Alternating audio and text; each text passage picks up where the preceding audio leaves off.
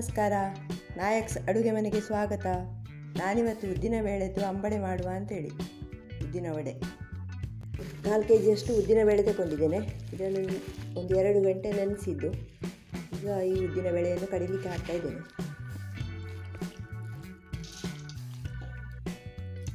ಕಡಿಯುವಾಗ ನೀರು ಹಾಕಬಾರ್ದು, ಗಟ್ಟಿ ಕಡಿಬೇಕು. ಸ್ವಲ್ಪ ನೀರಿನ ಪಸೆ ಮಾತ್ರ ಕೊಟ್ಟು ಕಡಿಬೇಕು.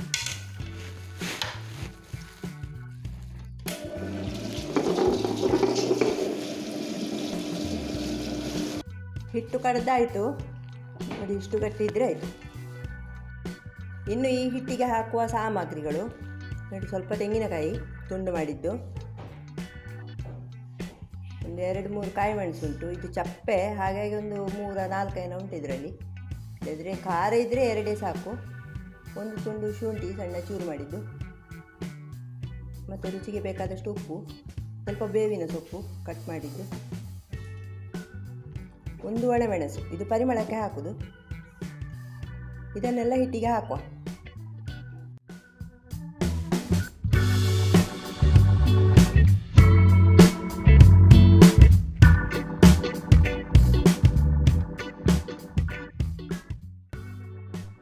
ನಾನು ಕಡಿಯುವಾಗ ಸ್ವಲ್ಪ ಉಪ್ಪು ಹಾಕಿದ್ದೆ, ಹಾಗೆ ಈಗ ಒಂದು ಅರ್ಧ ಸ್ಪೂನ್ ಹಾಕ್ತಾ ಇದ್ದೇನೆ. ಇದನ್ನೆಲ್ಲ ಒಟ್ಟಿಗೆ ಮಿಕ್ಸ್ ಮಾಡುವ.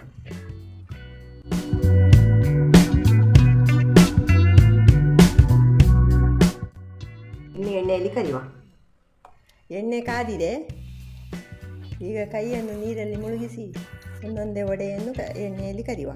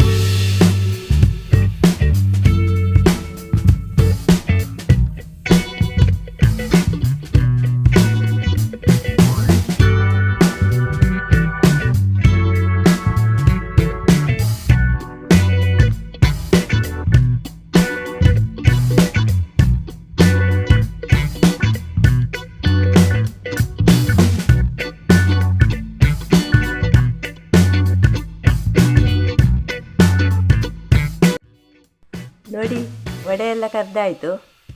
ಸಂಜೆ ಚಾಕ್ಕೆ ಬಿಸಿ ಬಿಸಿ ವಡೆ ಮಾಡಿ ಇಟ್ಟರೆ ಶಾಲೆಯಿಂದ ಮಕ್ಕಳು ಬರುವಾಗ ಅವರಿಗೆ ಭಾರಿ ಖುಷಿ ಆಗ್ತದೆ.